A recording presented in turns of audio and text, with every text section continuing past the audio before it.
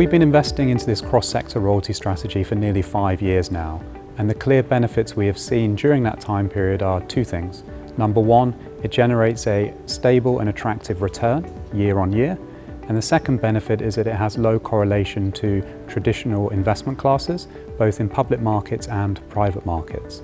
And so when you add royalties into a portfolio, it acts as a portfolio diversifier and stabilizer with a focus on long-term capital preservation and growth.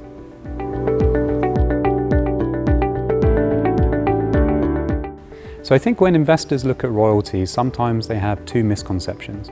The first is that royalties are only applicable in 1 to 2 niche sectors, and secondly, that the overall market size is small. We actually invest across 5 to 10 different sectors, and we see a $2 trillion market and growing. And so what that means as a cross-sector royalty investor is that we invest in pharmaceutical royalties, we also invest in music royalties, we also invest more broadly across entertainment, so that includes music from film and TV, it includes book royalties, it also includes theatre IP. In addition, we also invest across sports, brands and media, and importantly, the energy transition.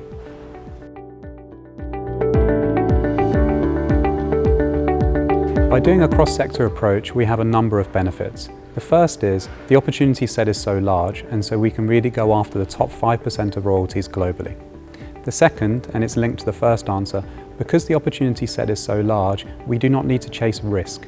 We therefore are able to invest in de-risked producing assets, which reduce the risk profile of our overall strategy. Third, much like PG more broadly, it enables us to be a relative value investor.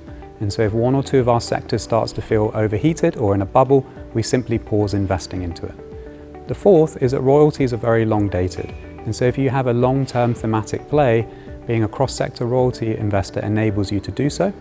And last but not least, we end up being hugely diversified. Some of our sectors are cyclical, many of them are non-cyclical. And so when you put them together, you end up with this stable, low correlated and attractive returning asset class.